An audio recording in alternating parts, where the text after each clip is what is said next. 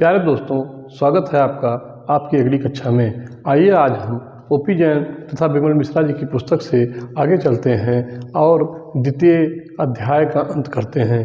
प्यारे दोस्तों, हम लोग प्रश्न संख्या 25 तक चले गए थे। आज प्रश्न संख्या 26 की बात है। 26 प्रश्न संख्या में है 1002 का होल स्क्वायर का मान सूत्र की सहायता से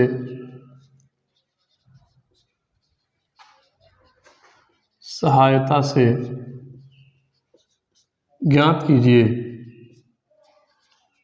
करें या कीजिए। प्यारे दोस्तों, मैंने आपको इसमें बताया है कि यदि 1000 प्लस 2 लिख लिया जाए तो इसमें कोई दिक्कत नहीं होगी और यह a प्लस बी का होल स्क्वायर जो सूत्र है उसके हिसाब से इसे हल किया जा सकता है। 2ab ए स्क्वायर का मतलब है प्लस बी स्क्वायर का मतलब है 4 प्लस 2ab का मतलब है 2, a का मतलब 1000, b का मतलब 2। प्यारे दोस्तों, जब आप इसे गुणा करेंगे तो आप पाएंगे 1 2 3 4 3 3 6 प्लस 4 प्लस 2 दूनी 4 यानी 4000।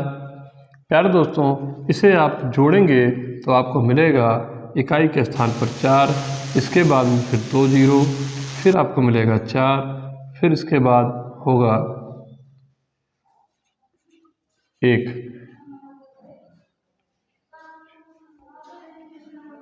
ये आपको आंसर प्राप्त होगा।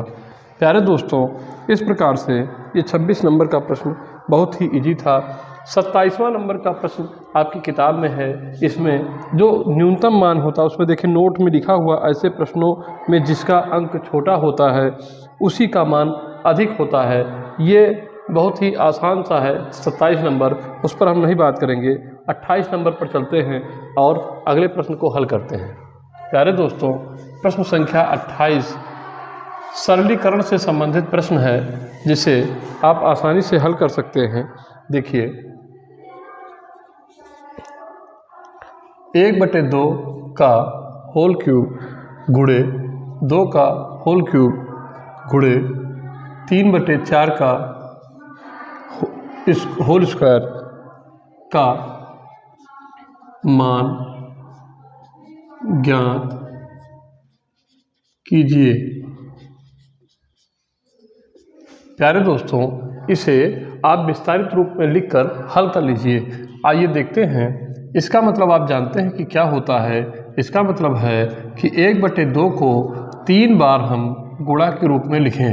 जहाँ पर कुछ नहीं लिखा उसके नीचे 1 यदि मान लिया जाए तो इसका मतलब है 2/1 गुणे 2/1 गुणे 2/1 गुणे, यहाँ पर 3/4 को 2 बार आपको लिखना है। इसे आप लिख लीजिए। अब आप पाते हैं कि ये ऊपर जो आपको मिल गया और नीचे कुछ आपको मिल गया, यानी अंश और हर दोनों आपको पूरे रूप से विस्तारित हो गए हैं। इसमें आप देख सकते हैं प्यारे दोस्तों कि ऊपर का ऊपर गुणा होगा, नीचे का नीचे गुणा होगा। प्यारे दोस्तों, यदि हम इसे गुणा करके फिर भाग दें तो प्रक्रिया थोड़ी जटिल हो जाती है, लेकिन हम आसानी से हल करने के लिए ऊपर से नीचे को छोटे छोटे अंकों से अभाज्य गुणनखंडों से भाग दे लेते हैं। आइए देखते हैं। 2 × 2 2 × 2 2 × 2 2 × 2 2 × 2 2 × 2। अब आप देखिए 3 × 9 ऊपर और 1 × 3 3 × 9 9/4 × 16। बस ये आपका आंसर प्राप्त हो गया। प्यारे दोस्तों, मुझे पूरा विश्वास है कि आपको यह समझ में आ रहा होगा। आइए नेक्स्ट प्रश्न की तरफ चलते हैं। प्रश्न संख्या 29।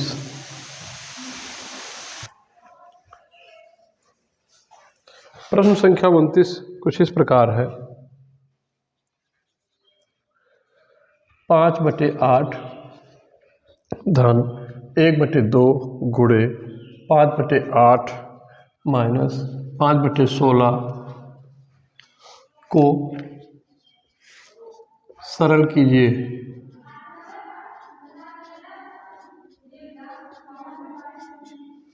सरल कीजिए। अब आप देखिए इसे सरल करना बेहद आसान है।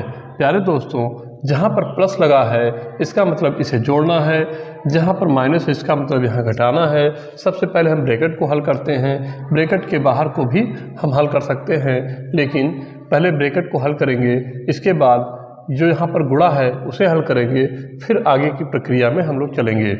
आइए देखते हैं 5/8 धन 1/2 गुणे, पहले इसको हल करेंगे, लासा आपको 16 मिलेगा, 8 दूनी 16 10 हो जाएगा, माइनस 5 हो जाएगा बटे 16, तो बराबर 5/8 प्लस 1/2 गुणे 5 से 5 घटेगा तो बचेगा 5/16। अब यहाँ गुणा है, पहले आप गुणे को हल करेंगे, फिर इसके बाद जोड़ेंगे। आइए देखते हैं 5/8 प्लस 16 दूना 32, 5 × 9 5, 5/32 हो गया।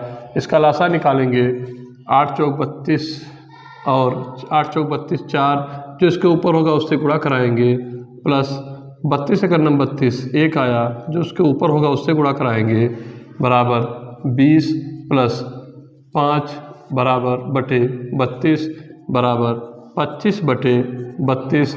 ये इसका आंसर हो गया। प्यारे दोस्तों, निश्चित रूप से यह आसान प्रश्न है, आप इसे बेहतर समझ रहे होंगे। आगे चलते हैं प्रश्न संख्या 30 पर।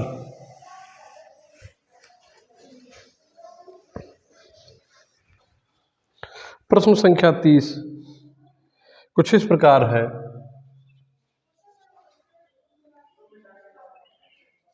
फोर प्लस 2/3 ब्रैकेट बंद ब्रैकेट 6 प्लस 3/2 गुणे 0.5 का मान ज्ञात कीजिए, का मान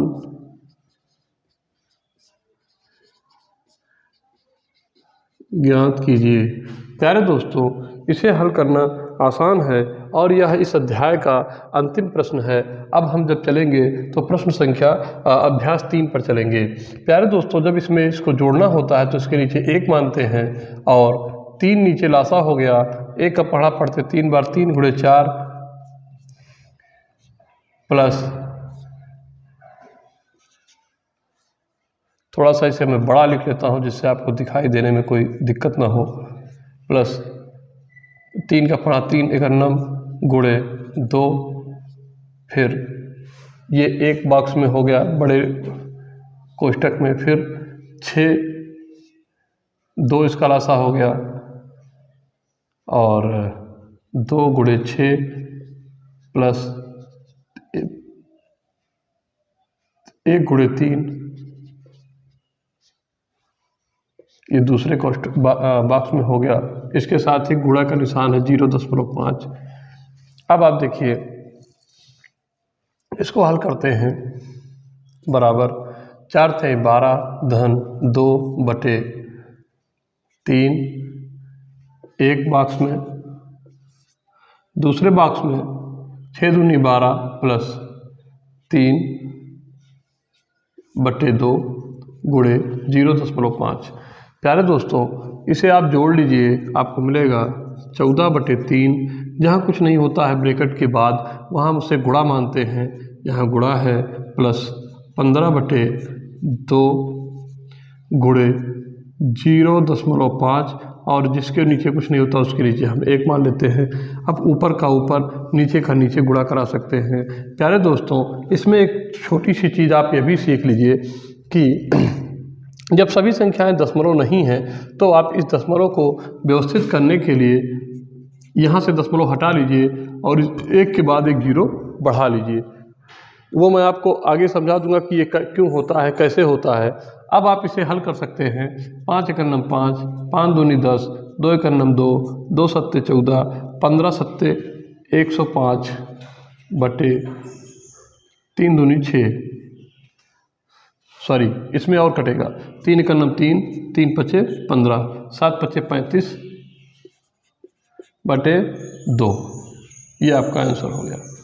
प्यारे दोस्तों, यहाँ थोड़ी सी चूक हो गई थी। 3 से 15 कट सकता था। 3 एक 3, 3 5 15, और जो ये आता है 7 गुणे 5, इसको हम गुणा कराते यहाँ लिखते हैं, और जो नीचे आता है उसको गुणा करा के यहाँ लिखते हैं। क्योंकि यहाँ पर नीचे केवल 2 बचा है तो यहाँ 2 आ गया, ऊपर 7 और 5 है, दोनों को गुणा कराए तो 35/2 आ गया। प्यारे दोस्तों, मुझे पूरा विश्वास है कि यह आपको बेहतर समझ में आ रहा है। नेक्स्ट टर्म पर जब हम आपसे मिलेंगे तो एक पुस्तक और लेकर इसके साथ ही साथ चलेंगे।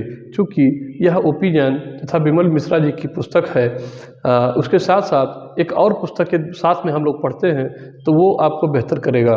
ठीक है, मिलते हैं नेक्स्ट क्लास में, तब तक के लिए धन्यवाद।